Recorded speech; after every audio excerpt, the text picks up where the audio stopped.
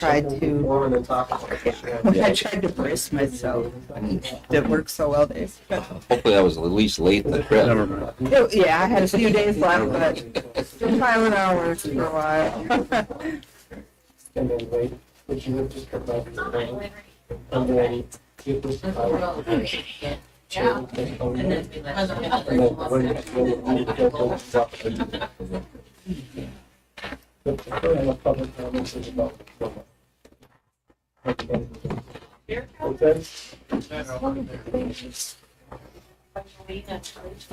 They won't bite. Yeah, cool. Maybe not. Depends on which night it is. Not hard to.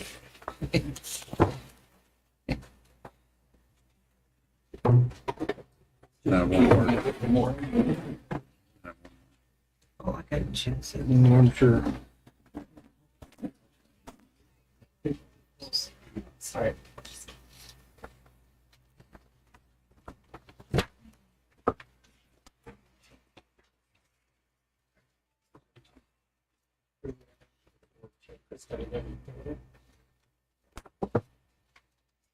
Watch your spaghetti. Spaghetti on there. Thank you.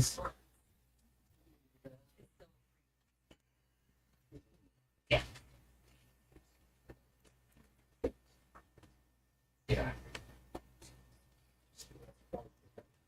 No.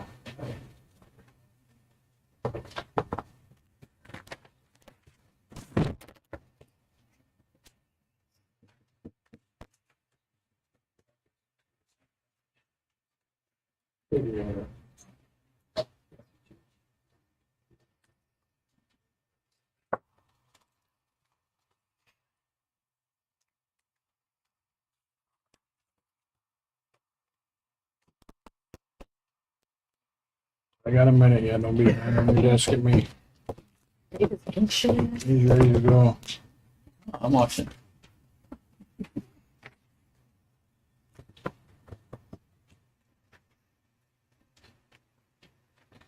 I guess we're ready. Call them.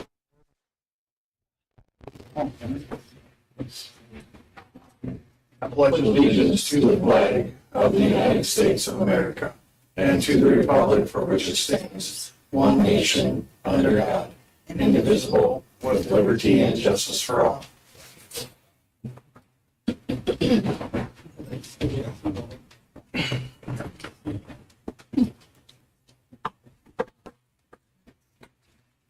I'd like to welcome everybody to March's regular board meeting. My time flies as well. We're having fun. I do.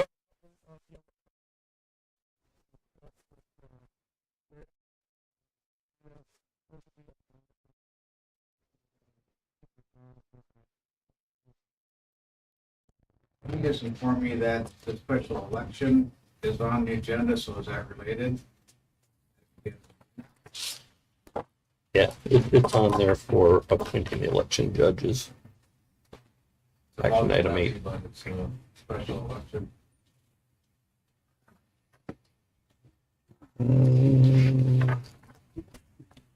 Yeah, I know, but I'm trying to read what it is because it's It's for appointing, the resolution for appointing the election judges okay. and the rates of pay.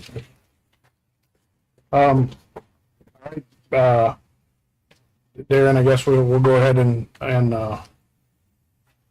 listen to he just says levy, so Ready? yep.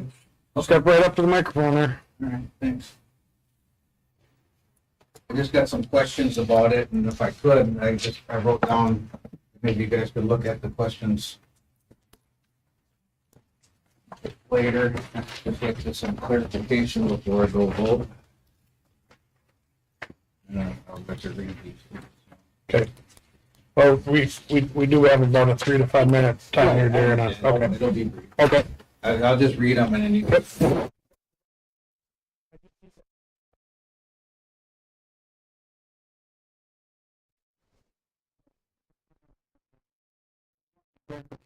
And I don't doubt the need for the improvements, what I put them on there. I might even want to vote to help, but I just don't, well, I'll read it here. So I have these questions. why not just budget for the projects as needed? The cost could rise by the time you start the projects. The projects appear to be scheduled out for 2 years up to 2032. If you budgeted as long as you went along, knowing that there would be a need for upgrades, could you have saved for them? How did you come up with the amount of the levy?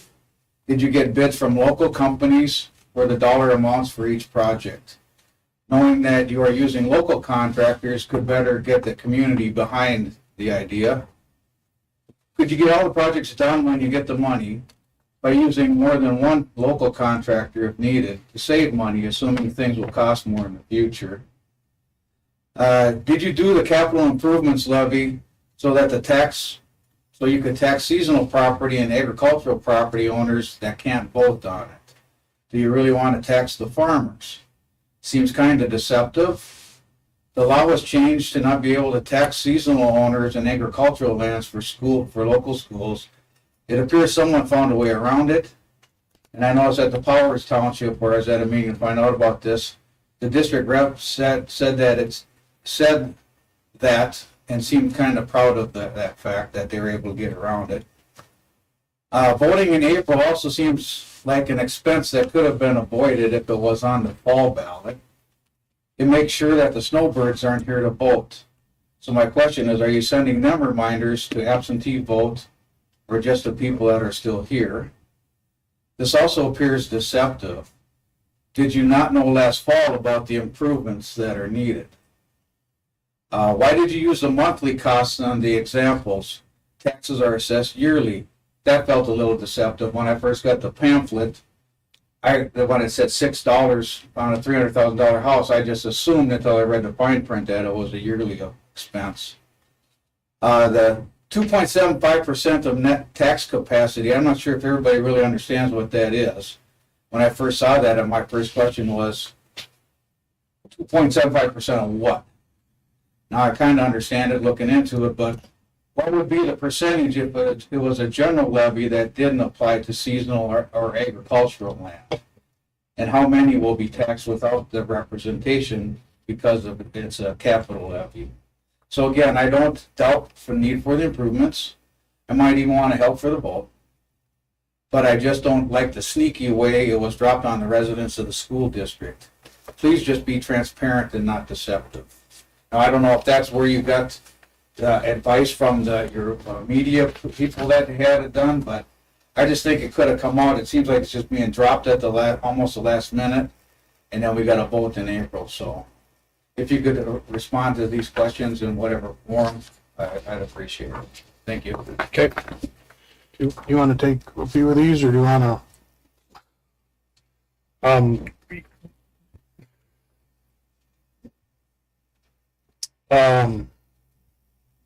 The reason why we don't.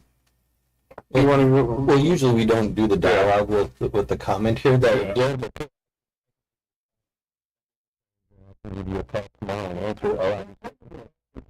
Publicly, answers. I want everybody to get the answers, not just me.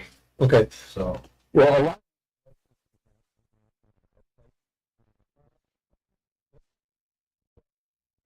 We didn't drill into these things, so. Okay, because we have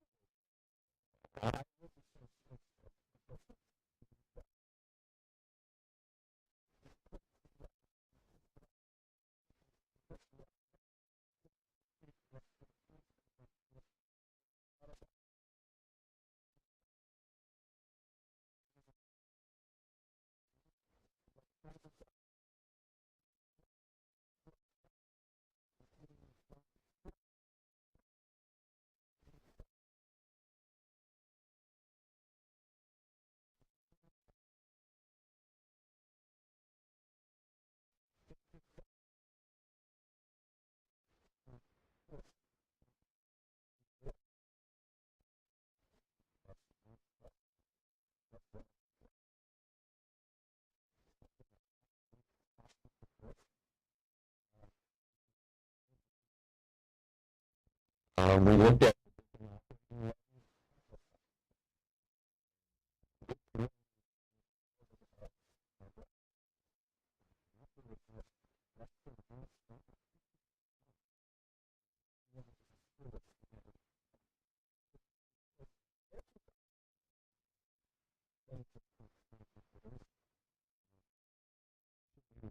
that's something that I feel strongly about.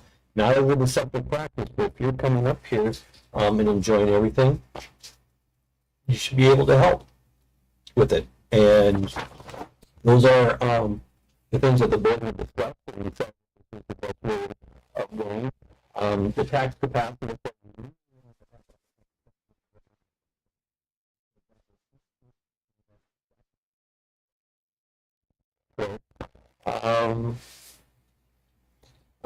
The budgeting cost with this.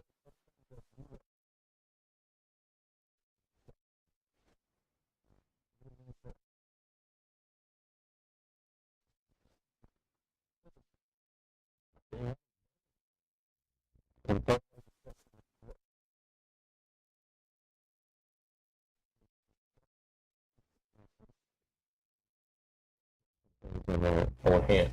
2 years ago, the state of Minnesota had a huge surplus that we were expecting to have some changes done. None of them rang true. And so it was, okay, we need to start putting some things in our own hands. In the 10 years out, we went through all the facilities and taking a look at what's going to happen with this process. We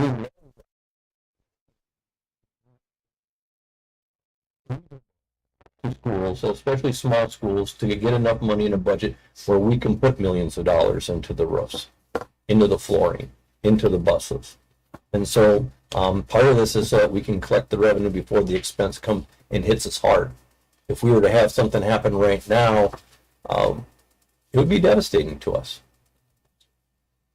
So the first couple, how did you come up with the dollar amounts specifically? Have you got any local contractors to bid, or are you going out of the area? We can't do that until after the project start, and we have to open it up Well, to, until we know if the revenue gets passed.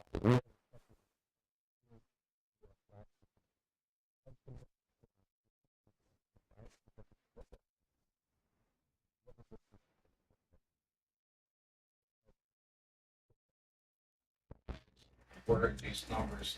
Yep. Some realistic numbers? Yep. and we always, every bid, every one that we have to do, we put out there, and we go, so we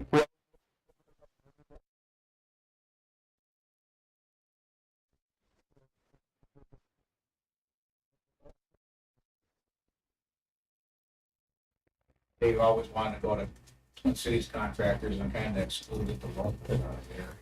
Like with our HVAC system, pretty much maintenance is done with climate makers out of Jenkins. Yeah, my son actually works for Okay.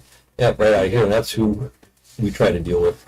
So, again, we have these questions. them. Yep. We'll drill down.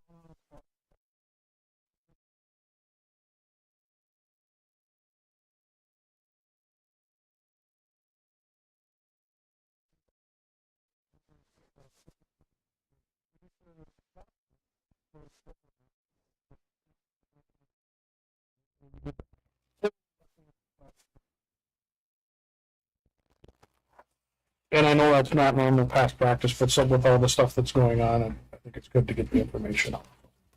Apologize to the board. Moving on to item 2.2, spotlight on education. We have our national HRS team here. I'm gonna get out of the way. They get pretty excited when we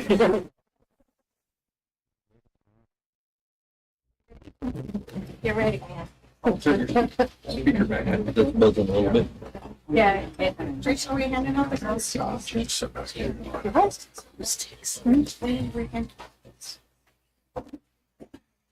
Okay, first time. But. Exciting. Who's singing for us first or no? Hi, we're back. All right, so this year for our summit, we had quite the crew. Mr. Clark came with us. It was myself, Rachel LaFavor, Director of Teaching and Learning, and I will let you introduce yourselves. Jenny Settler, I am an interventionist in the elementary. I'm Stephanie Koprick, Special Ed Teacher in the secondary. Ellie Malika, Middle School Science. Back there. And Robbie back here. So, to get us started, we are going to.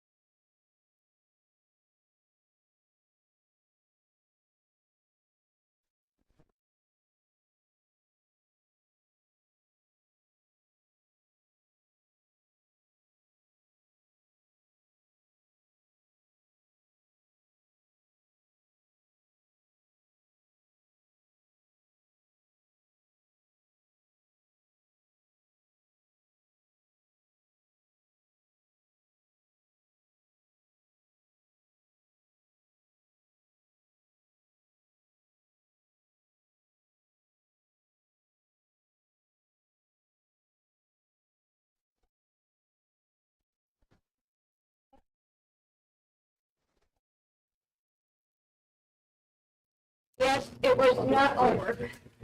Some of it was play. It was,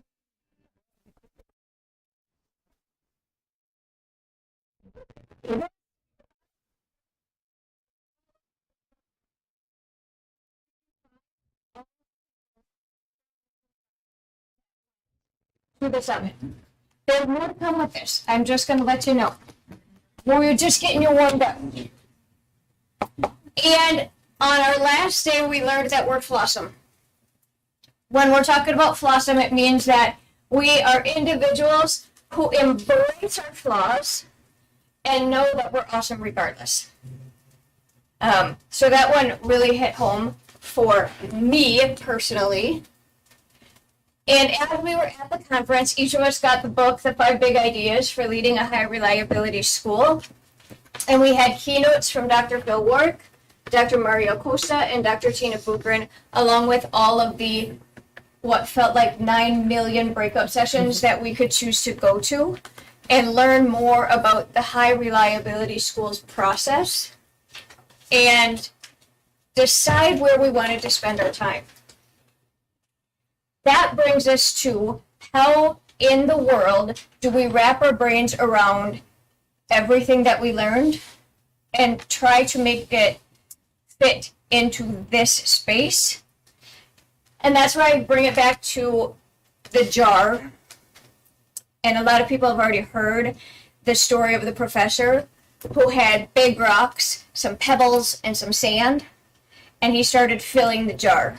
And he filled it with the big rocks first, and then the pebbles, and then the sand, and said if you tried to fill it the opposite way, it's just not going to work. If you fill it with all the small things first, you don't have room for the big rocks. And so what we do is we try to pick one big rock each to share with you. Man, is that hard. It's so these are our big rocks. But never fear. The small pebbles, the small rocks in the sand, we are still sharing to anybody who will listen. And we might even hold down the people who don't want to listen and share it with them anyway.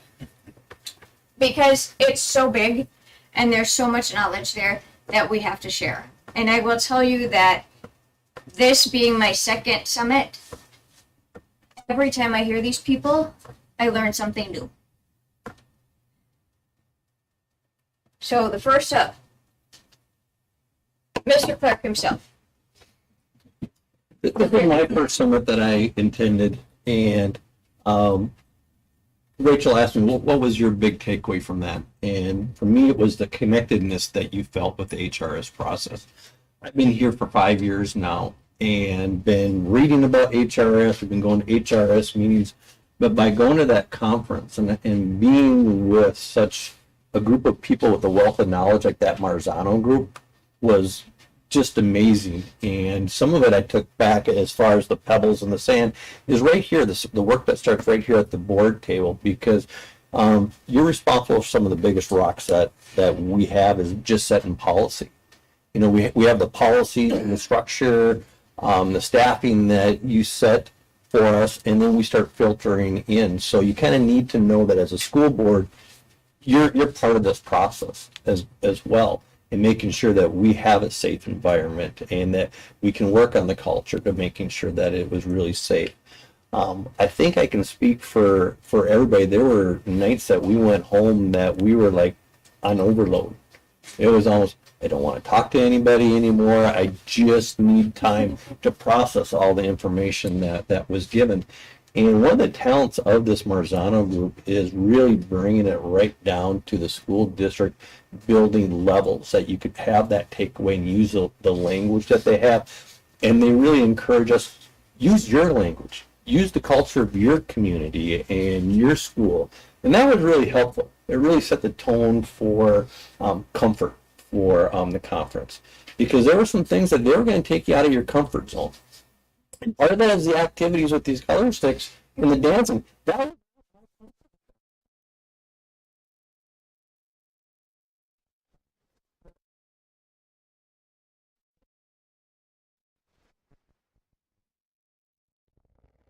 maybe doing a little dancing, which is not my comfort zone. It's like,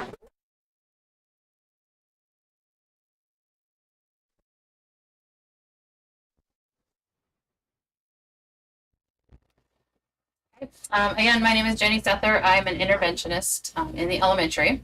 So I work with kind of all of our elementary kiddos. And I chose something from Dr. Tina Bugren, and going back to level 1, which is safe, supportive, and collaborative schools. So one of the things I learned is these cards that they gave you. We are currently certified in levels 1 and 2, so we're working on level 3. But I didn't realize in order to go to the next level, you have to recertify on all the other levels. So it's still going back to safe, supportive, and collaborative schools. Well, Dr. Bugren talked a lot about teacher wellness, taking care of our teachers so that we can take care of everybody. Because sometimes we forget to take care of ourselves. And one of the things that kind of rung true with me was the 2-minute rule, doing the thing. So all week long, we were all talking about all these great books we're reading, and we're reading all the time, and I'm like, I haven't read for a while. I really want to get back into reading. So she talked about do the thing. To develop a habit, you just have to start doing it, right? Her example was put your shoes on, go to the gym. You don't have to work out. Just put your shoes on, go to the gym, 2 minutes, you're done. Who's going to leave without working out, right? You're going to do something. So I started, read 2 pages at bedtime. 2 pages, put the book down. Well, about last week, I got to the end of the book, stayed up well past my bedtime to finish reading the book. But the point was to just develop that habit and now keep reading. Now I have to find the next book, which is actually one of her books that we got from the summit, to just keep working on wellness for everybody. And I also learned while I was thinking about all of this, I was feeling pretty low, feeling pretty upset, talking to some of my coworkers, and we're just, this is hard. Well, then in one of the sessions, she showed us this graph, which is in the book that all of our new teachers learn about. And it's not just for new teachers, it's for everybody. Every teacher goes through this cycle every year. And wouldn't you know it, we were in disillusionment. November, December, January, it's dark all the time. You go to work and it's dark, and you come home and it's dark, and everybody's just kind of feeling icky. But now, the sun is setting after 6 p.m. every day. Did you hear that? We're trending up into rejuvenation. Starting to feel a little bit more excited about everything. Things are going a lot better. So I just kind of took away from it that, yeah, I was going through a rough patch. Things were feeling pretty bad for everyone. Every teacher in the room, there's probably 200-300 teachers. I talked to someone from Iowa, talked to someone from Washington State, Nebraska. Every teacher is like, yes, this is what it looks like every year. We're all going through it. And it's okay, because we're all going through it. We help each other out. Who's next? Okay. I'm Ellie. I'm 7th and 8th grade science teacher, and I'm going to talk about school culture.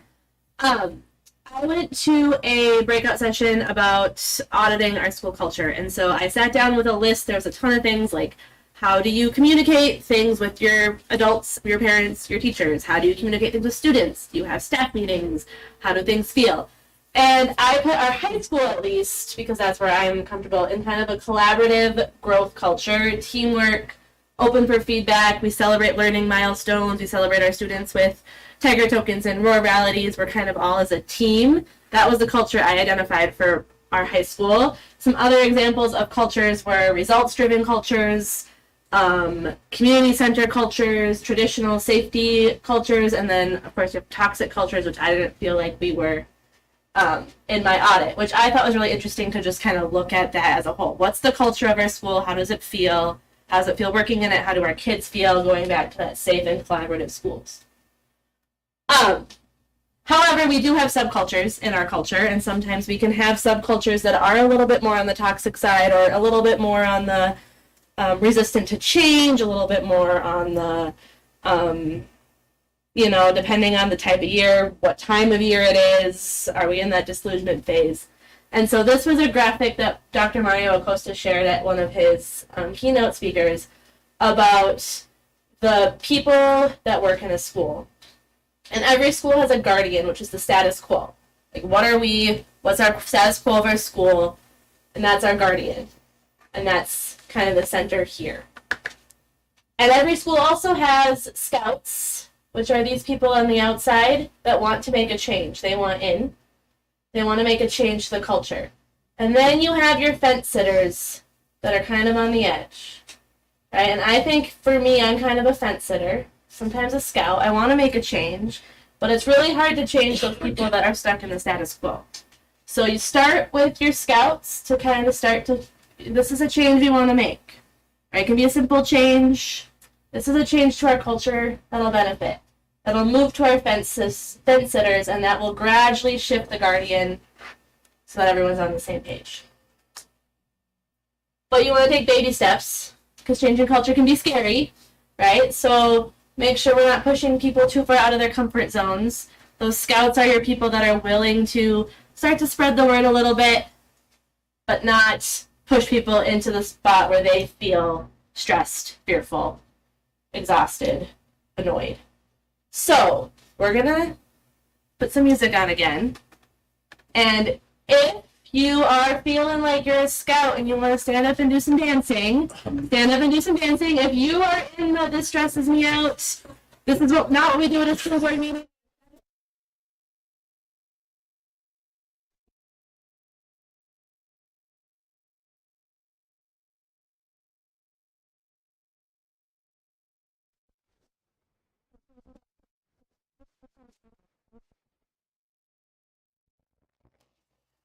It's your stretch.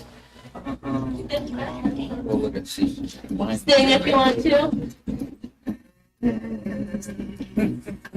Can you not dance to the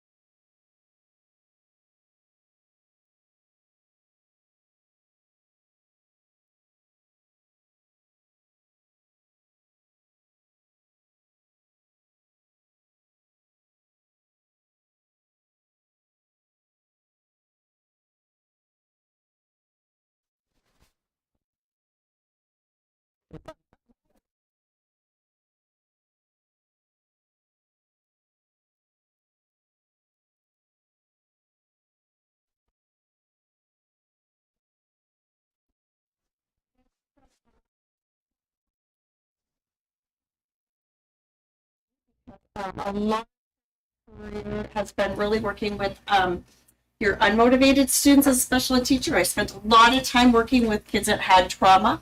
And so I'm like, okay, I'm ready to learn something new again. There's nothing new it's really getting back to the basics and going back to Maslow's hierarchy of needs.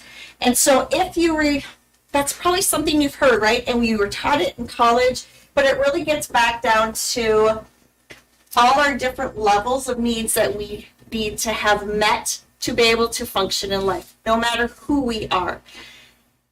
The wonderful people at Marvano that have taken these levels and they've put them into questions. So, does this situation provide me with a sense of physical safety? Do I feel like I can belong? And they're stating that research says we subconsciously will ask ourselves these questions as we get into new situations. And if we come to an answer that is no, we will be stuck at that level in that moment. So our levels can always change, right? They're always going to be moving. So if we get stuck at a level, as teachers, we might start seeing some type of behavior. It could be a class clown. It could be someone putting their head down and just shutting down. It could be acting out. It can be aggression. Okay, so then as a teacher, if we keep this in mind, we need to go back to ourselves and do some self-reflection and say, okay, what is happening here? What is happening with their needs? What can I do to fix anything that's on their triangle? Okay, so the very first level was physiological needs. That's like your food, your very, very basic needs. And as a teacher or anybody in the school setting, we're very fortunate enough that here we have the free breakfast, free lunch. We're getting some of the food pieces met. We as teachers have the ability to make sure that kids are moving in their classrooms, just like we're getting you moving tonight. So some of those needs we have control over. Some of those needs we do not have control over, like shelter, how much sleep they're getting at night. I can talk to these juniors and seniors so I'm blue in the face about how much sleep they're going to get, but I really have no control over that. You know, same thing with all those energy drinks. We can control what we give them here, but not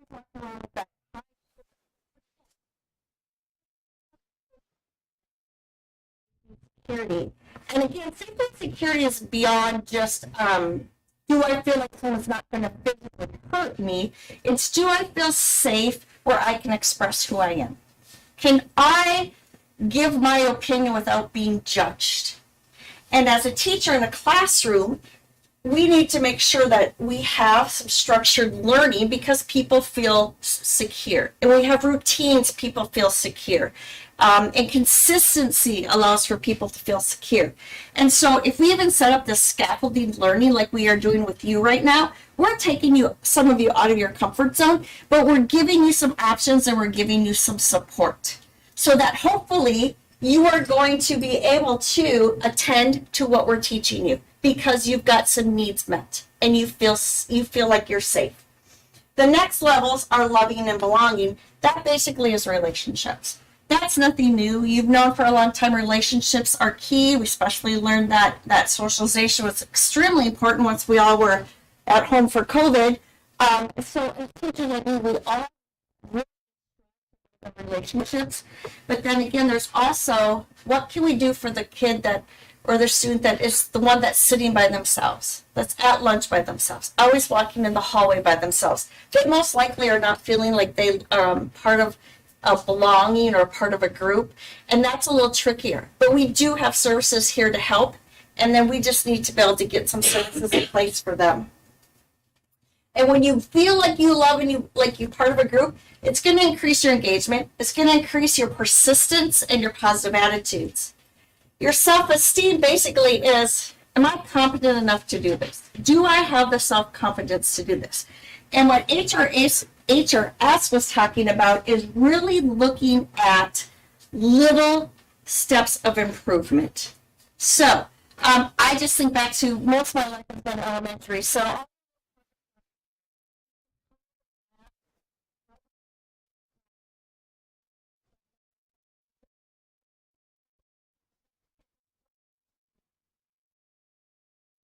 snippets of your progress is important for kids, and the fact that you are celebrating it, that's how you build self-esteem. Again, it's going back to what you really already know. It's making sure that you're acknowledging that. And so when you feel like you love and belong and you have self-esteem, then you're going to be able to increase their engagement. And what Marzano's, all those people are saying is if you do not get to engagement, you're probably going to struggle with ever getting to accusation. Actualization. Thank you. I even listened to it on my phone before.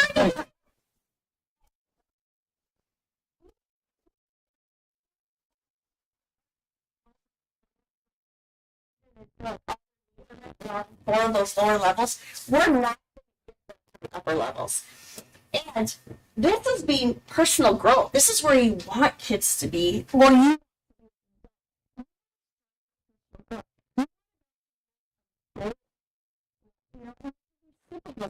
the two huge. It's just your small little steps. So that is where we need to get them. And as teachers, we can do that by doing things that are they called unusual thinking. That is in the book that I got from them. Getting kids to think outside the box, using brain teasers. It's getting them to realize the answer doesn't have to be immediate. So we have to create those situations for kids to practice that because it doesn't just come natural. And then the next is the self-transcendent. These are really hard.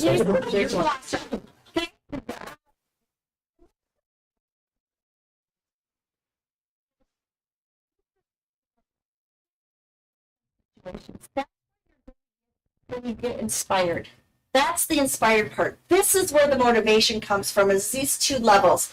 And again, they're showing that for kids to learn anything about being inspired is we need to create the situations and expose them to books and posting quotations around the room. Those are all very important things, and then you soak those all up. And this has to do, again, with any of us. So when we get back to our culture and teacher wellness and staff wellness, we need to get back to this and look at things. So if we see a colleague somewhere on a different level, what can we do as a culture or a family or parents? We support everybody in the Pine River Baptist community. So that's what I learned. And Tina Bugren, if you could ever see her, just so you know, she has a webcast that I watched again this weekend before I started putting everything back together again. And you Google her, and she's got a whole bunch of her webcasts out there free on YouTube. So if you're interested, that's a good place to go. That's awesome.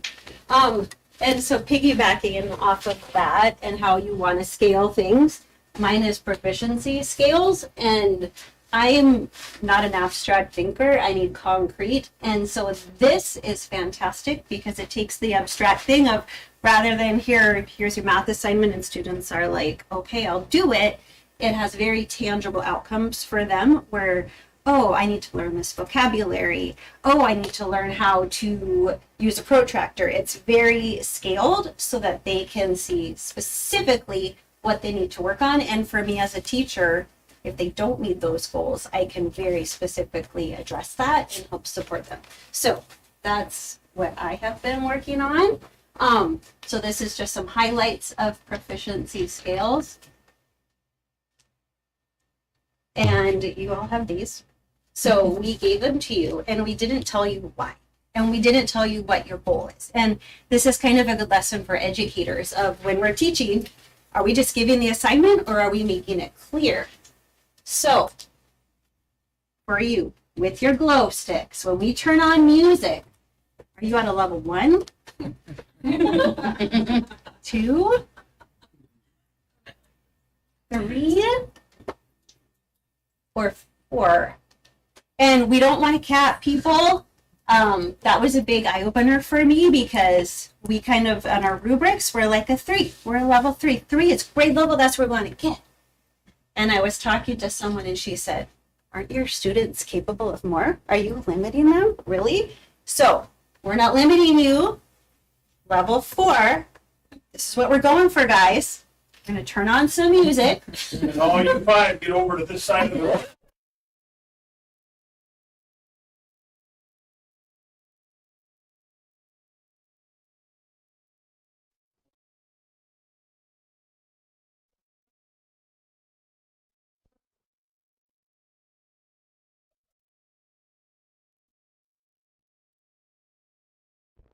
But at least. You might be a 2. I don't know where your mouse is. Yeah, I did stand up. You did. So, I feel like John did that on purpose. so Yeah.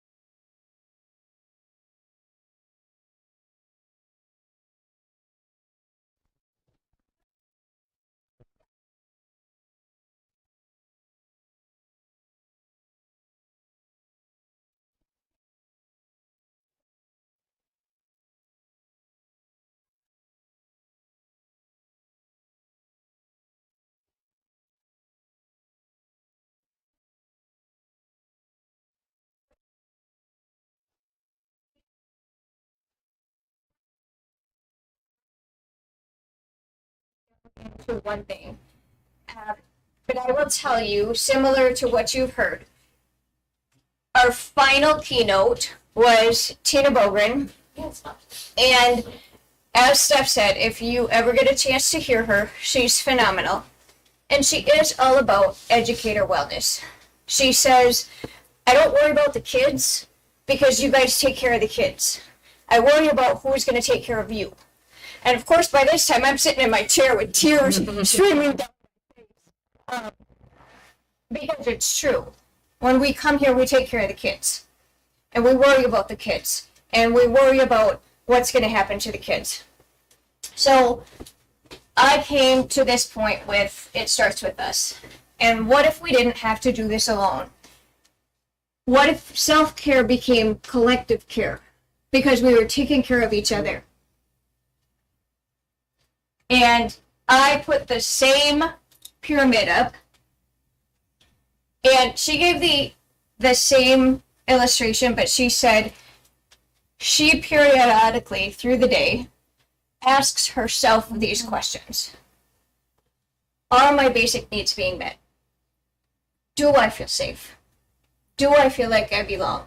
And if she gets to a point where she answers no to any of those questions, she stops and says, what do I need to do to fix it?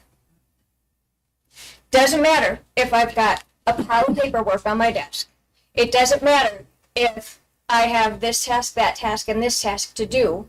I need to stop and I need to take care of myself, even if it's 2 minutes of walking in the halls, to take care of this before I move on. Because if I am not being taken care of, I can't take care of others. So we need to get not information, but information. And she shared a story. She shared a story that I am going to read to you, but I'm going to pass some out. So you can follow along if you would like. There's a few. And I did change some verbiage on here because there may have been a sweary word in there that I figured I probably shouldn't put in here. And it's about female elephants. In the wild, when a mama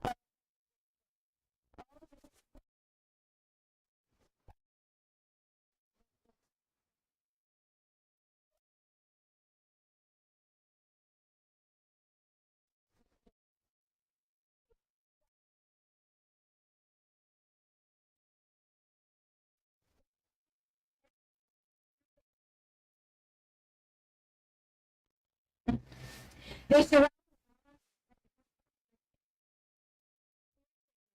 that if they want what she is dying,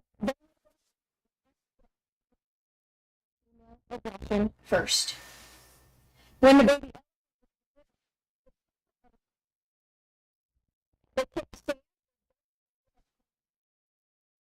stand from the sun, and then a female celebration of new life, of sisterhood, of something beautiful being born in a harsh, wild world, despite enemies and attackers and predators and odds. Scientists tell us this. The world two places. Under attack by predators like lions, or during the birth of a new elephant. This is what we need to do as educators. When our teammates are vulnerable, when they're giving birth to new life, new ideas, new spaces, when they're under attack, when they need their people to surround them so they can create, deliver, heal, recover, we get in formation. We close ranks and literally have each other's backs. You want to mess with our herd? Come through us first. Good luck. And when delivery comes, when new life makes its entrance, when healing finally begins, when the night has passed and our injured or vulnerable are ready to rise back up, we sound our trumpets. Because we saw it through together.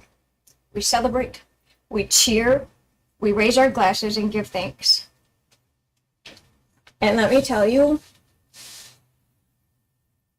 this is huge. When we see teachers in their room crying at lunchtime because it's been that day, we become female elephants. We get in formation, we circle up, we protect our herd. These people, female elephants. John Clark, female elephant. We're in the right country.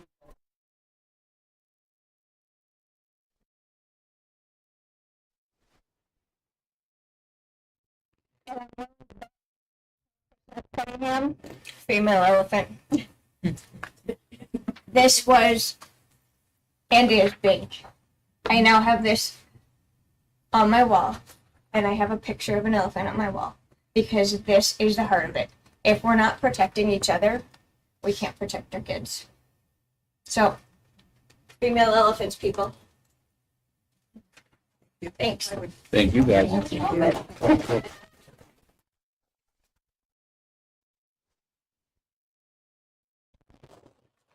Well, we choose.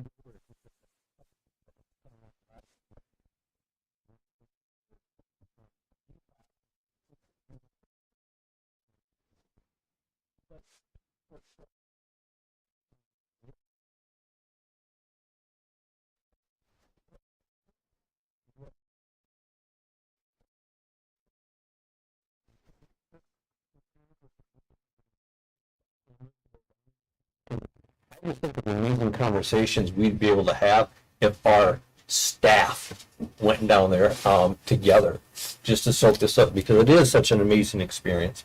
And there were school board members there from other school districts. Just keep in mind, just so that if you kind of, what is this HR experience? It is something that there's nothing quite like that conference. Best thing that I've ever attended in, what am I at now? Almost 35 years of education, 33. Best thing ever. So, thank you. Any other questions or comments? Thank you. Thank you, team, for being here tonight. Moving on to approve the agenda. So moved.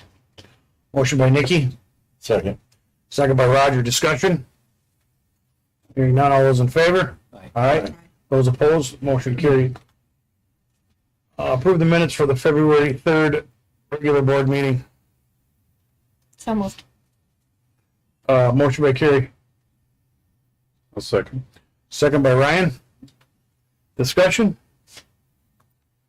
Hearing none, all those in favor? Aye. Aye. Aye. Those opposed, motion carried. Rick?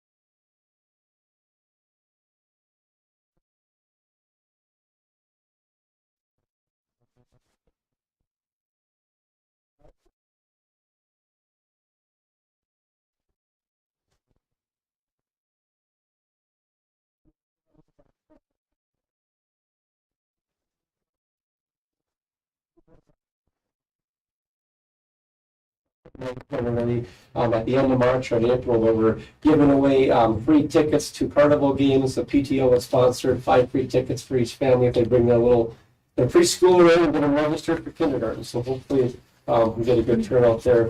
The end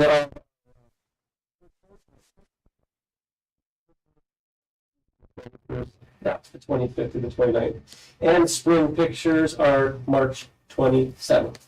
I should also put on there as well that our choir concert is on the 10th. So just a couple of housekeeping items. Other than that, I'll be brief. I'll submit a pretty detailed report. He's showing me those proficiency scales, the 1, 2, 3, 4. And I don't think she'll mind me saying this, but she was on my walkthrough list last week, and she was implementing that beautifully with her students. And when I pulled 3 of them aside to ask them what it meant and how they're doing relative to the standard they were working on, all the kids were able to tell me accurately how they're doing, and that is the goal. And she's taking what she already learned, already implemented in her classroom, and making changes with kids. And I feel that energy, and I feel that excitement in the building. And I know this fire is out there and working really well with our teachers. So again, thank you for allowing the opportunity to go. Thank Mr. Clark for supporting that, and everybody that took the time to go down there and continue learning more about the HRS journey. I did include a bunch of student data. If you're interested, there's some graphs and colors and things like that. If you have any questions about what any of that is, let me know. Things are looking real good overall in the elementary school. Our bus referrals are a little higher than in the past, but we're managing that and working with Charity and the transportation department quite closely on all those little situations, both big and small, to try to make sure buses are safe and kids are doing what they're supposed to be doing. Other than that,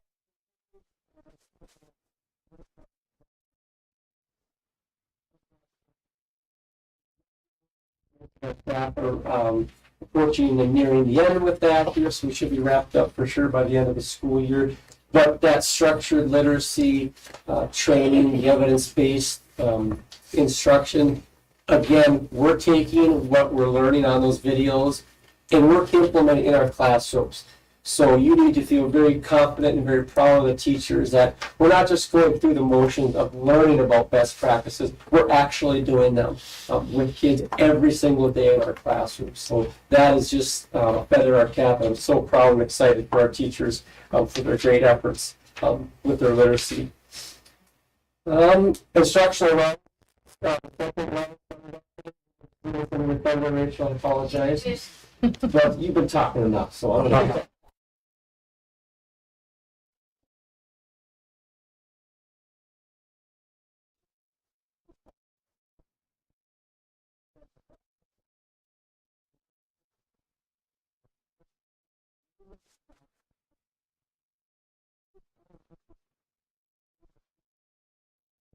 Watching the strategy of how their clients are going about their business.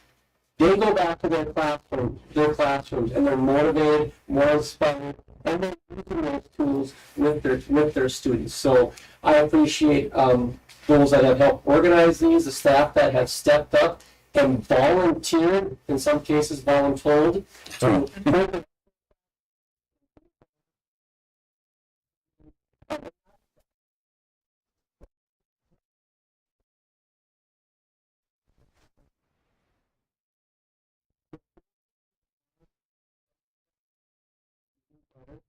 our staff achievement. And we have a culture of growth mindset. We have a culture of teachers wanting to do better. And a lot of that is through the HRS framework, and a lot of that is through the collaboration that's going on preschool through grade 12. So with that, I'm going to close unless you have any other questions. I just wanted to comment and said it was a pretty exciting row rally on Friday. Oh, appreciate that. Yeah, we had quite a few families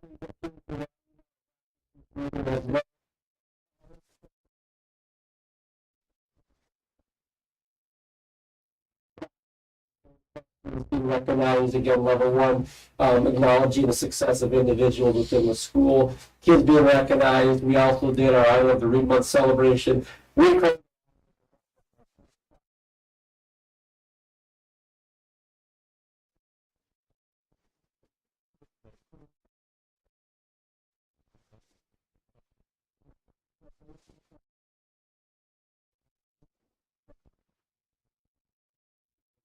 read, and the kids keep track of their goals, whether it's minutes they read or a number of books they read, whatever their teachers and them decide on. But it's very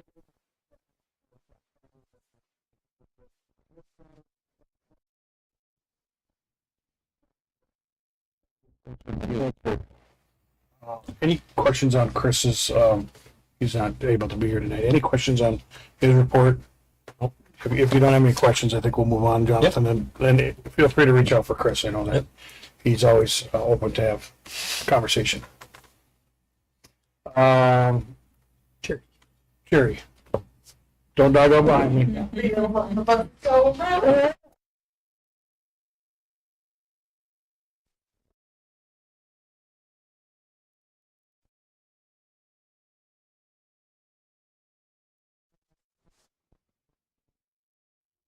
We got two new buses Tuesday. They changed the whole front end design of the buses from what we've had in the past. Roger came out and checked it out. A couple minor little details we have, but we'll get them out and rolling. Let's see here. We also have a Friday was notified. We have our state vehicle inspections April 7th. And then it'll roll into the 8th if they don't finish. So we have two new to us inspectors coming out. So that'll be fun and exciting. So this month we will be inspecting our buses, making sure everything's looking good, everything's running great, keep those babies on the road.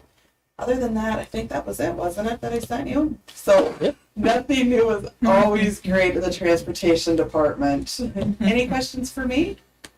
Thanks, Charity. Thank you. Thank Thank you. you, Charity. Cindy? Oh, sure, you don't want to. Yeah, you don't want to.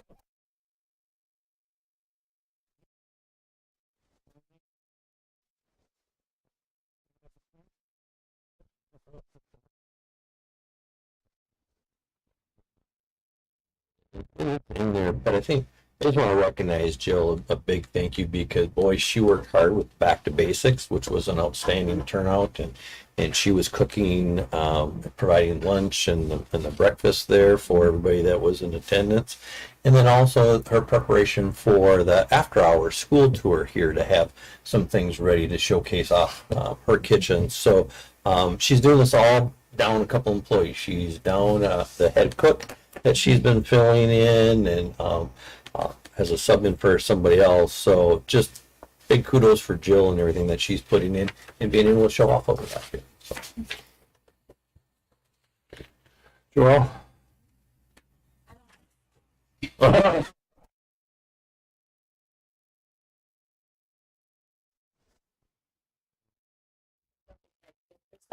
Son. Yeah.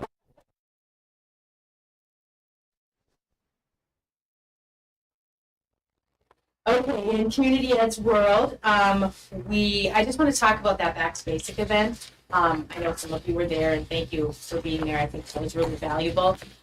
We got to connect with a lot of people, both community members and beyond. And so we did a lot of talking about Community Ed and even statewide Community Ed, because some of them don't even live near here. They're up on the Iron Range or wherever. And so it was really great. And then, of course, we talked about the referendum and the importance of what's going on with that. So we just finished last week. We have our community theater coming up, Shakespeare's Hilarious Tragedies.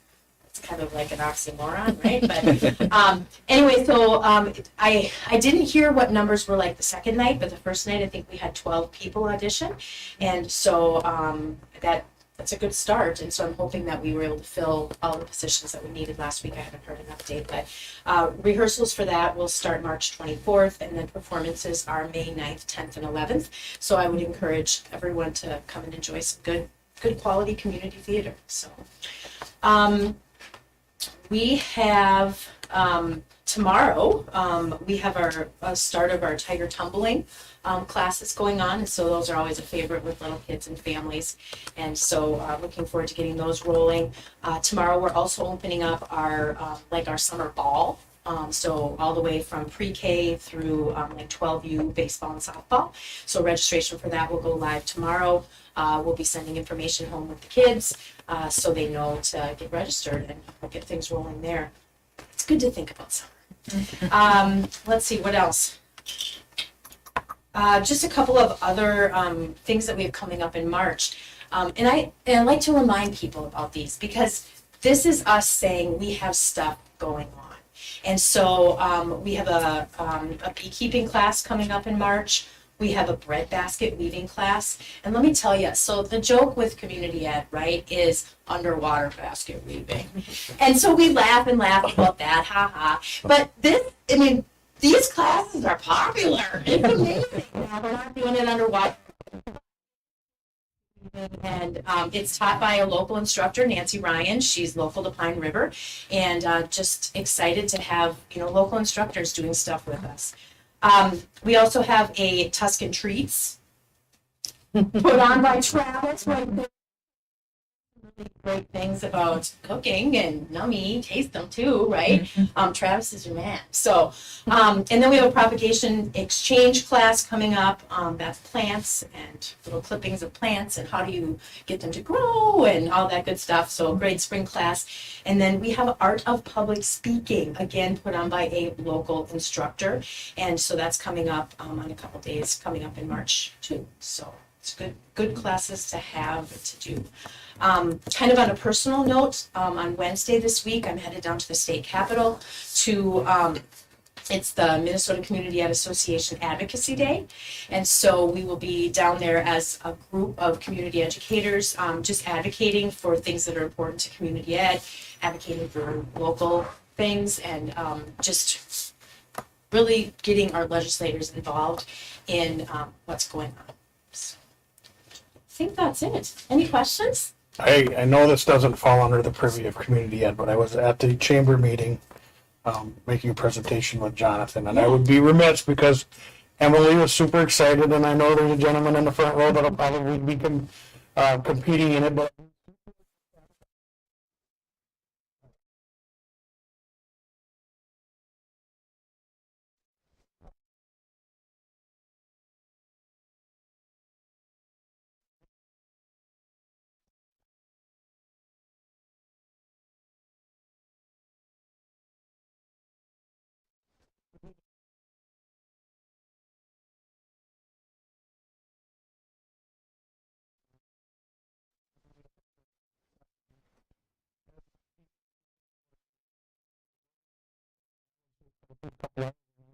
people we talked to aren't even from the area. That's right. But the things that are going on, our community is getting very involved, and I do apologize because I was so looking forward to that.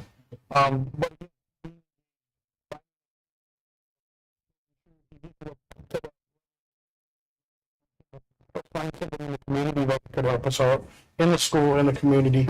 All the great support we have for administration and the groups that we have going on here. So, great job. Thank you. Thank you. Oh, who won? Brian,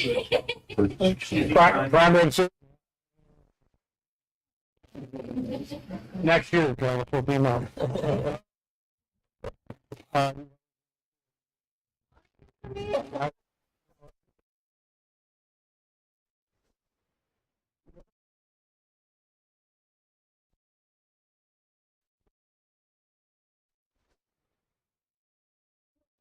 What's on my report for you guys. We did submit all of our American Indian Ed compliance that you guys signed last month. And we also, I submitted our ADSIS application today. So that is all taken care of for fiscal year 26-27. Going forward, we are in full swing for assessment. Our access testing, so that is the testing for ELL, begins next week. Parent letters went home last Friday for all testing. So I'm assuming that I will start getting some opt-outs coming up here. I did put paper copies in both offices, but if there are questions, if you hear rumblings or anything like that, please send them my way. because I would like to be able to answer those rather than have rumor and less information out there. So And we have had that, and I will stand up for Rachel. We have had that. So if anybody has any questions for her, please reach out and let her know that some of these questions are out there, because not every district does it the same way that we do. And I think that we're better prepared and more on top of it than some of the things that I've heard come out. So please, we have Rachel as a resource and somebody to let's stop the bad information before it gets any farther. yep, and I'm happy to answer questions. So I'd rather answer them and have people know and understand rather than not know and be sitting out there feeling uncomfortable. So other than that, everything you need to know for updates is in my report. Thank you. Thank you. Jolene? I'm not sitting in.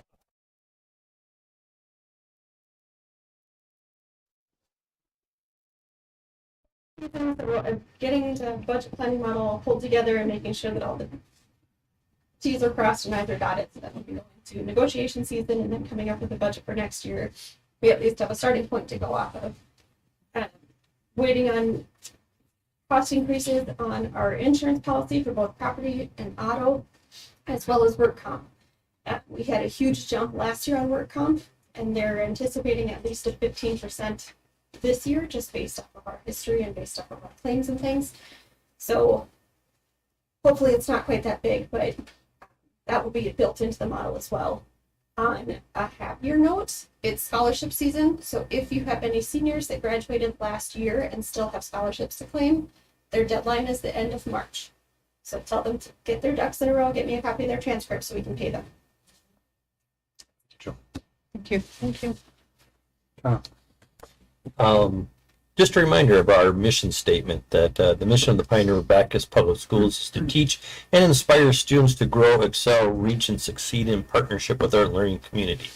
Our vision is to be a destination district focused on shaping the leaders of tomorrow through independence, creativity, and growth. And we are going to be accomplishing this by our measured, agreed upon benchmarks of reviewing of regional factors, studying our facility needs, safe environment and consistent discipline, having course offerings for life skill needs, staff training and professional development, and student achievement.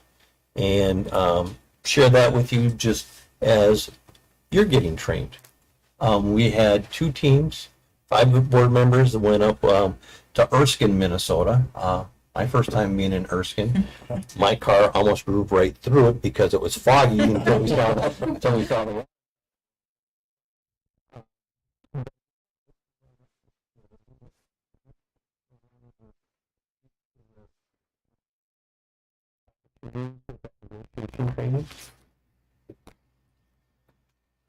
I'll start.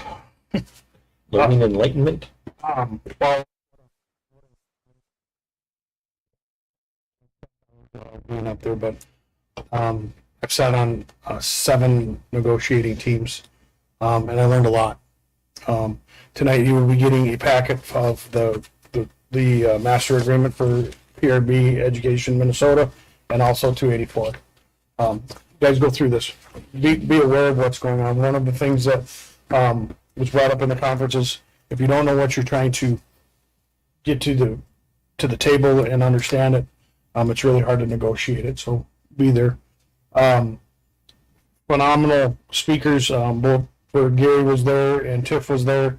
They know their things.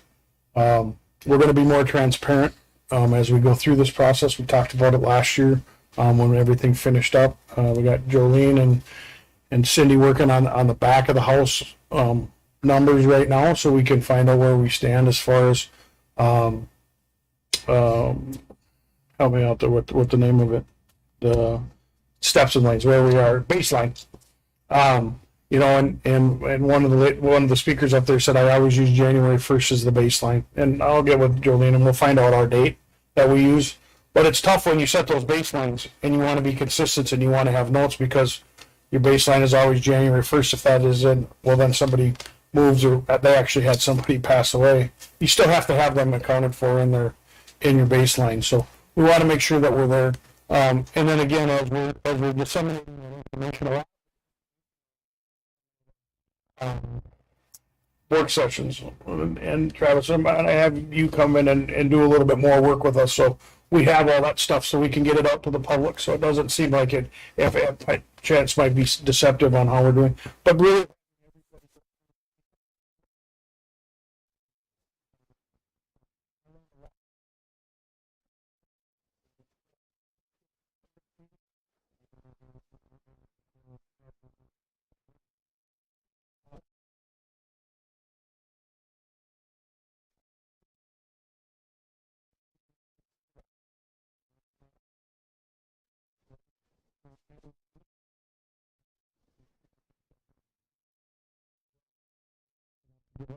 this year, so we could have some of the new people sit at the table. And so thank you for that. It's good to have well-roundedness and to be prepared. So you do have a little bit.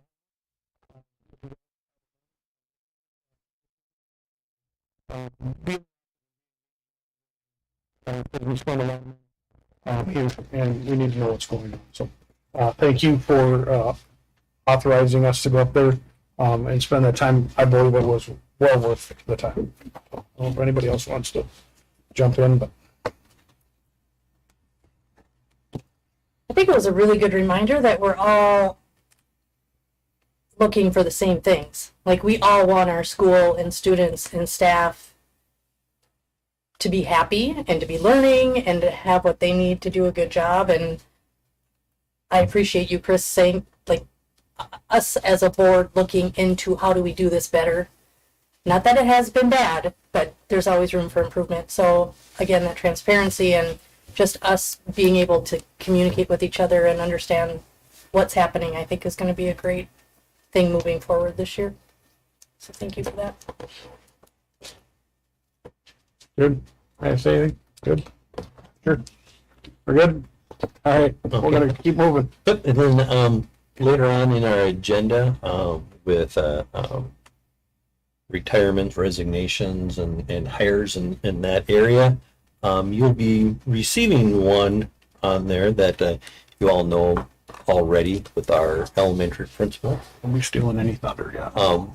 Rick Ollie, who's been with us for 12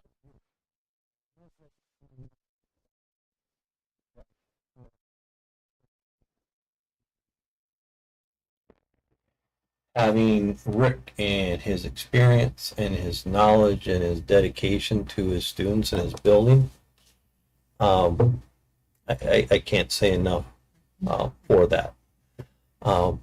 In saying all that, can I embarrass you a little bit?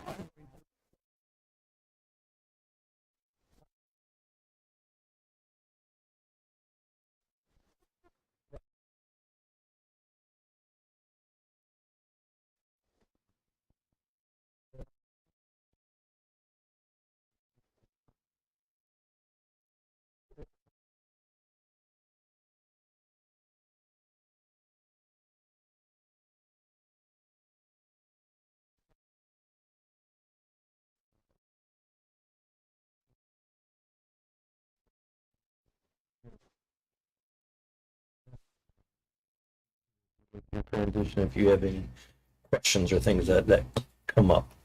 And then just some quick run through. Our health and safety team met on February 19th and kind of taking a look again at our facility needs, the health and safety, chemical storage, chemical recycling were all things that were on that agenda item there. For operating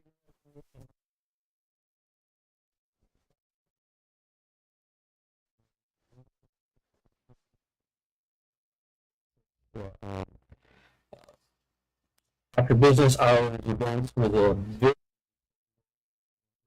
down here in March, as we will also be at Family Fun Night, Bungo Township meeting, and the Ponto Township meetings that are coming up. So just making sure we get that word out and being there to get the information to our residents as far as where they can gather detailed information, where they can find the tax information, and just get that word out there. Some general updates: the Pine River Economic Development meeting Friday. As the bank isn't available, And another meeting that we had was the chamber meeting. Chris and I presented that information, and that was a very good meeting. It was nice to have that type of interaction with our businesses in the area, so that they could ask us questions and see how that works with them. Our HRS group, just to kind of go back to that a little bit, also took a tour of the Burndale School District. Burndale is, I believe, the only district, is the only district that has accomplished level 3 certification in the state of Minnesota. So that's quite impressive for Region 5. Walker Elementary School also got level 3 certification as a building. So we took a group down to Burndale and kind of took a look at how they're operating as we are working towards that. And they came back with a lot of good information. So very appreciative of Burndale opening that up for us. So, Enrollment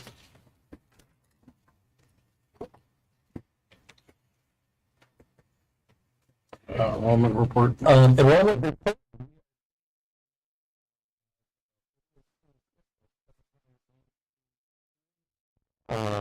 K through 12.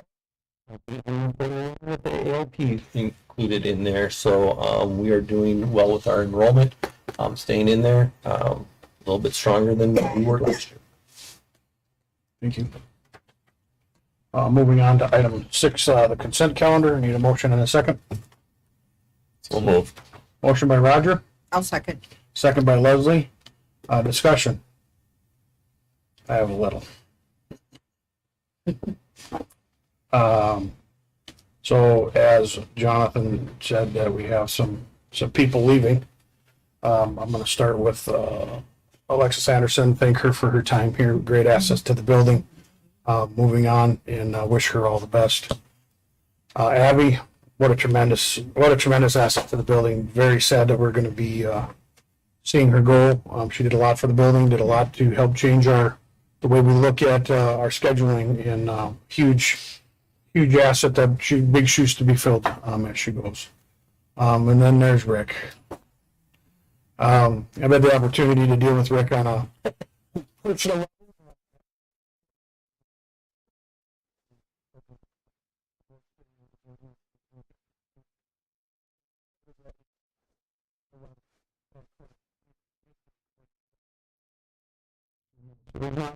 As much things in admiration and the dedication and the things that you've done for a building. I can't stress enough the thanks. We don't like to see you go, but we understand that you're furthering your career, and you will be missed. So if there's anything else that we can do besides go over there and beat CI.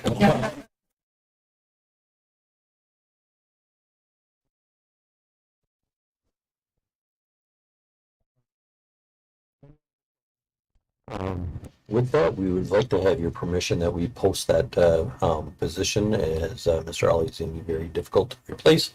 We'd like to post that position immediately. Okay. You can hold that down to. Yeah, we'll move it down to an action item. We'll move it down to an action. So, motion and second. Any other discussion? Hearing none. All those in favor?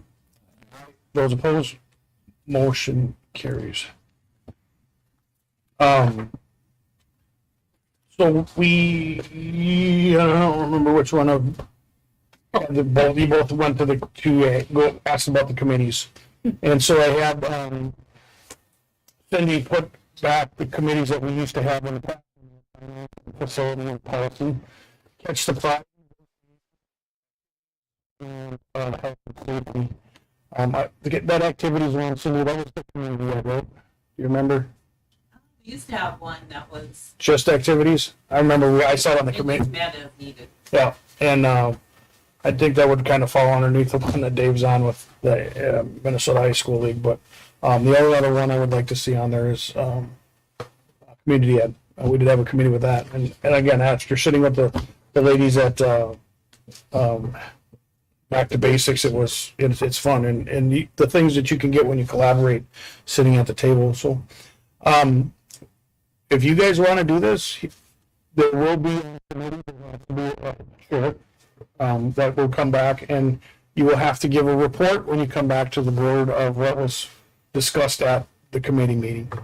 Normally it's 2 or 3 people that are there. Anybody can go. So if it's 3, we're going to have to post them as a public meeting. And I think we should anyhow, because again, we want to make sure that we're disseminating this information. And if people have questions, they should be able to come to the work sessions and the committee members and understand what's going on. So if that's what, we can have some more discussion on that. If that's what the board wants to do. Like I said, it doesn't, these committees, some of them, like finance, we met every month. Some of them we met once a quarter. But it's, we could discuss what we want to do. Negotiations is every 2 years, whether you like it or not. But activities and then health and safety.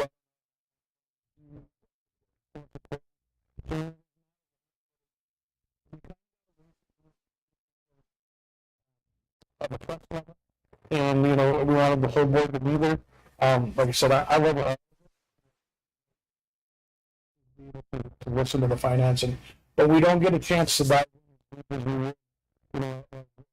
15 minutes and we're moving on. 50, unless it's so. This committees might be beneficial to go back. We have a little bit more time to understand the 2% of what the 2% money comes in on, and the 2.75% money comes in on, not the overall budget, but as we talked about in the negotiations, here's where we are, and this is where we get that information, and then be able to back it up. I'm going to tell you, Julian, I'm going to use you because you're smiling at me, but you can find out. No, it's actually 2.75 on, it was something ridiculous like 2.1, and how do we get there? But being able to explain that and really drill down and understand that. So, again, it's up to you guys. If you guys want to go back to the committees, I don't see a problem with it. Then you got to sit on committees. Right. Oh, that means then the work session, then we don't do work sessions. Correct.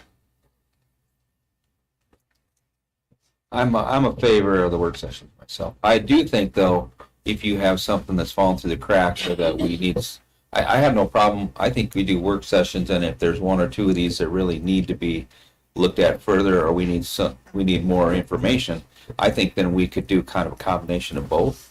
Do a couple committees if there's committees that need to be done. But I like the fact that we're all together, learning all the information together. Just my own personal opinion. I do too. I was on the policy committee, but I like having the work session so we can all work on it. Well, we don't have to get rid of the work sessions. Right now we have 3 months we don't have a work session at because of conflicts and interests and stuff like that. Mm-hmm. So good work can still be done, and again, that can come back to you report back to a work session or whatever the case may be. Again, it gets just as we go through, and I like the work sessions too. I mean, I was not opposed to it, but I'm not opposed to committees either, because again, it gives you a chance to. Some of us veterans that have been here a while understand a little bit more than the new people, and asking those questions and understanding that. Again, your comfort level on your pyramid of where you're at. I'm going to use that now, the whole thing. Of where you're at when you find yourself to it, do you have the confidence of coming back down? Or I don't want to say. So I think there's some avenues there, and maybe it's just we're going to have a finance committee special. What did you call it? Retreat or however, where we come in and not necessarily MSBA has to come in and do it, but we've had a couple of them over the past 6 years of we're going to dig into. Again, we're going to have one before we start negotiations, so everybody understands what baseline is. Everybody understands where we're getting our money, and it's not, well, so-and-so says this and so-and-so says this. We're going to have everybody here when they sit down and say, this is where we're doing it from, this is how we're doing it, and you know what, if you don't like what's coming out of the district office, then call it stuff that's going on. So, go ahead. Sorry. Go ahead. Just a question, I guess, that I would have to all of you as school board members. Are you feeling like you are being presented enough of in-depth information that you need to make the decisions? That is at this table, one Monday a month, you have enough information to be feeling comfortable with making the decisions that you are. That's just, and if you are, great. That's good news for us to hear. But I mean, I just want to make sure from my office, the district office, that you have the information that you need regarding policy, regarding finance, negotiations, legislative happenings.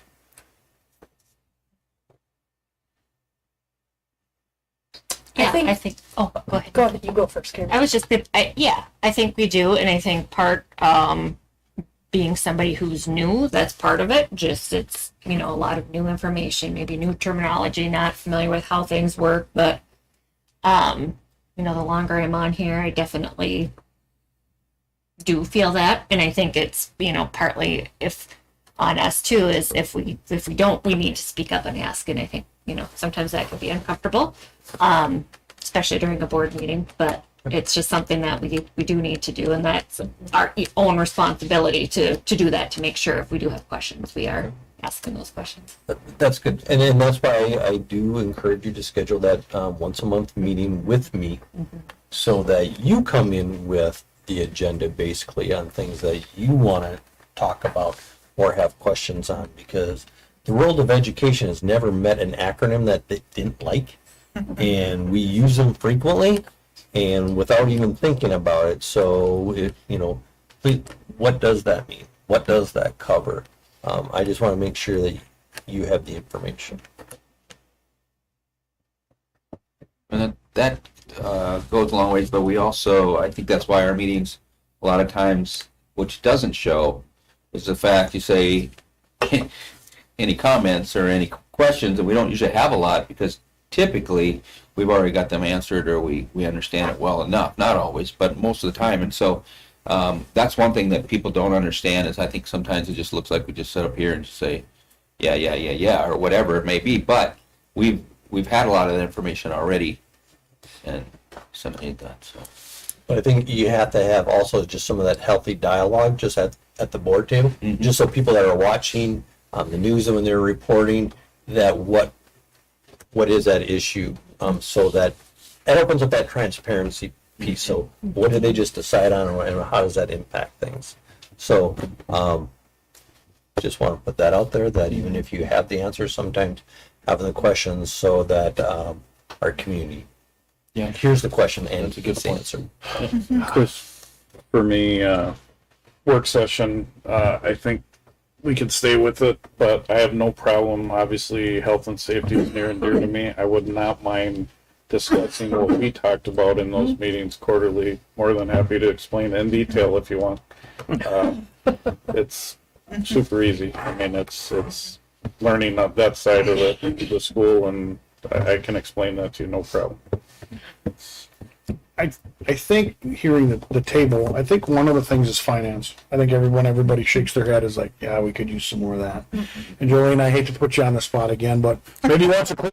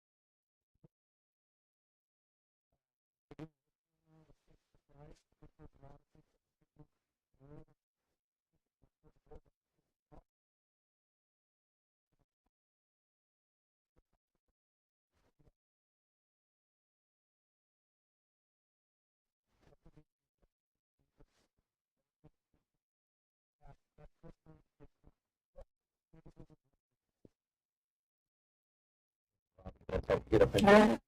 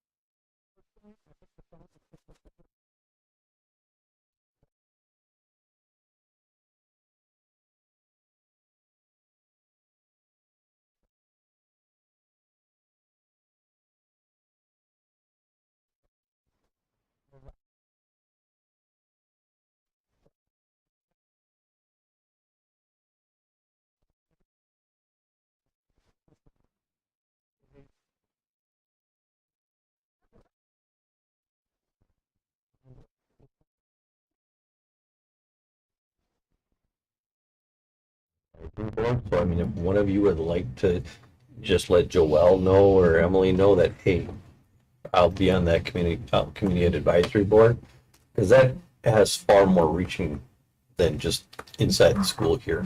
That's Open them up, you're gonna have 6 people and you're gonna have a public meeting now. Nikki was the first one to volunteer, so. Well, I don't have to be the only one.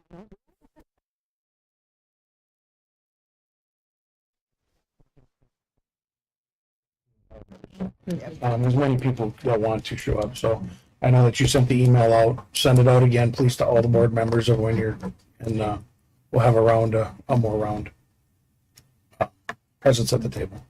Because again, as we sat through with Jonathan's review and comment, that same thing with the board. You know, we need to be involved. And if you haven't done your one-on-ones with Jonathan, you guys get on the schedule.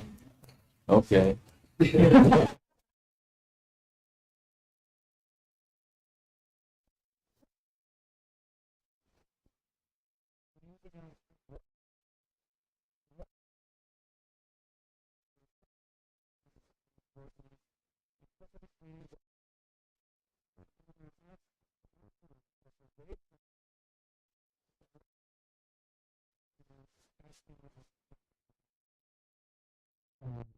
You know, we don't know that we can manipulate and move. We have to take time off. We have to take. My thought process is going back to a kind of a compensation of first 3 hours or first 4 hours is covered under our salary as a committee or a board work session or board meeting. Excuse me, not board meeting, work session. But then if we're going to be on 12 hours, we get the compensation for the standard rate of pay of what the teachers ask for. I don't know exactly what it is, but if we're going to move it to an action item, I would have that down. But having some kind of stipend for people that, again, we're asking you to be away from your jobs for 12 hours. We're asking you to be away from your job for 12 hours for 3 days. Now he wants us to go to Texas and he wants to go to California. And we joke.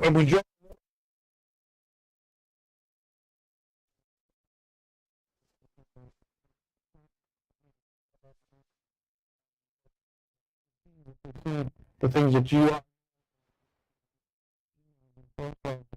did you see this from the MSBA website? Did you see this? And what does this mean? And I really don't know. And a lot of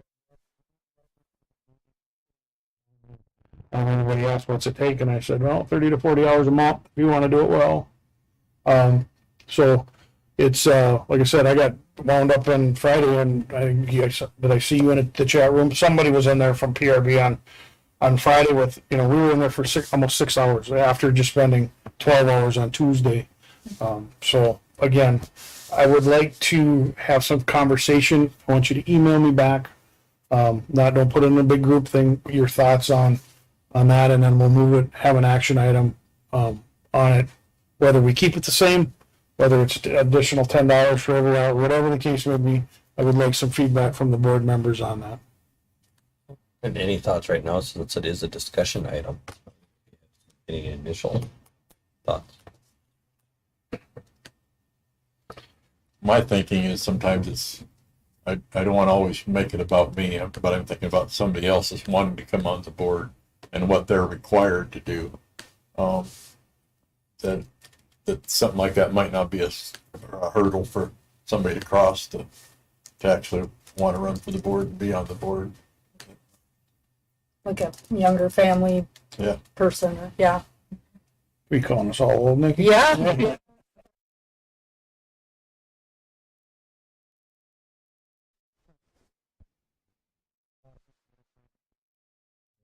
Whatever, case may be, but again, when you're gone for 3 or 4 days, some people might not look at it as being, Yeah. With the I would love to have the understanding that a board member could choose not to take that, though, if they would like to give it back to the district, if they feel like they're in that position to do so. Correct. And that'd be kind of like on the meet, that you either enter it or not. and there's a lot of things that y'all do that we don't put down on the yellow sheet. We give back a lot of time, so, and I do appreciate, all of that as well. Okay, Cindy, Email you. I got some stuff, but I'll email. okay. We'll put it on as an action item, because I want to do it either way. We're either going to leave it or we're going to do it the same way. Cindy, I'll have something for you before. I need it 2 weeks before March 10th, excuse me, April 3rd. So if you can get it to me by the 15th, let's say by the week of after spring break, or before spring break, if you can get it to me. That'd be great. Some people aren't working the whole spring break like Jonathan are. Jonathan is. Any other discussion? Thank you. Moving on to action items, we are going to 8.1, because now we need to add 8.2. Item 8.1, adopt a resolution appointing election judges and establishing rates of pay for the April 8th school board district special election. So moved. Motion by Leslie, thank you. Second. Second by Roger. Discussion? Hearing none, all those in favor? Aye. Those opposed? Motion carried.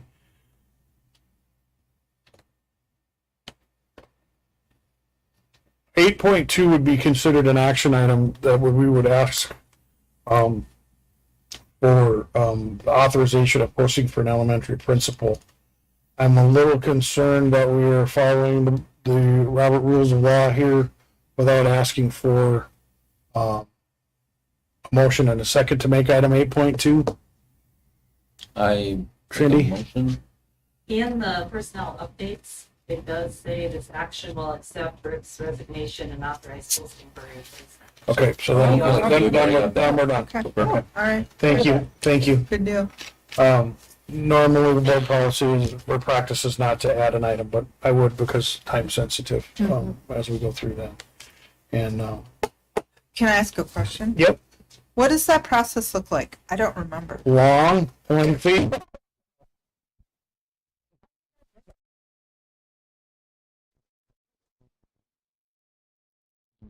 In the past and kind of looking at making some changes with the process a little bit, just so that we have parent representation, staff representation, administrative, and some school board members on there. And I'll review that with Director Cunningham on Monday from today. One of the things that it's obviously application opens up, we get applications, it's a little bit of time, whether it's 2 to 4 weeks, whatever. Then the board sits on a committee, we're going to have another committee. We do first round, it's not like when I first started, we get 50 to 100 applicants. They're just not, it's not there. Right. I'm expecting 50 to 100. Yeah. Great district. So often. So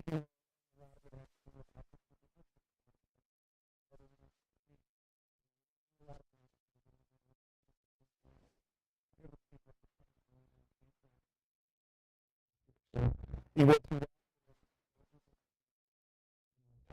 top 5, and we have that, meet, they do the walk around the building, and so it's a process. So similar to the superintendent. Yes. Okay. Yeah,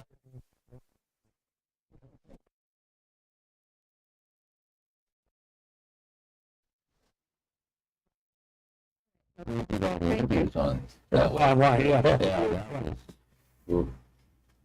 Well, some of us were here in the building. But we'll get that posted tomorrow then, and we'll set up a deadline, because I would like to take care of this as fast If as we get it, so move, and I so move. We don't need to so. You don't need to. Cindy said we don't.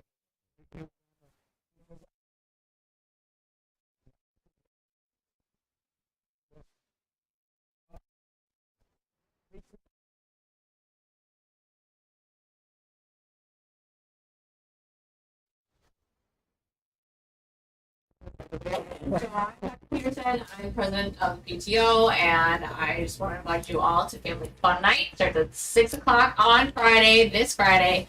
And ultimately, I really just wanted to come and personally thank all of you, because I think all of you have either donated time or money to Family Fun Night. And this is our 29th Family Fun Night. Oh.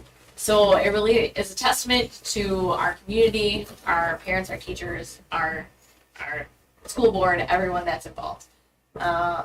So thank you so much. It's wild, crazy time. So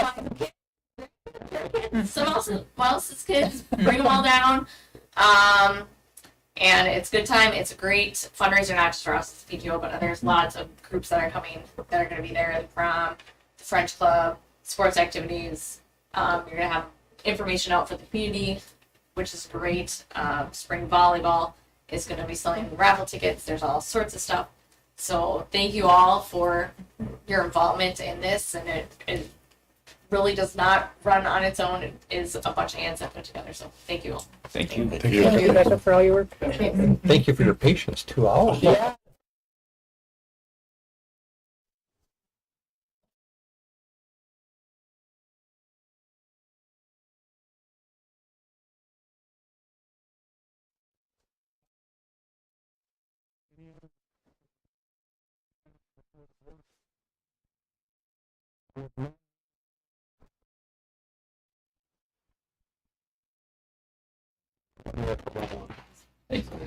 Two cents. That was,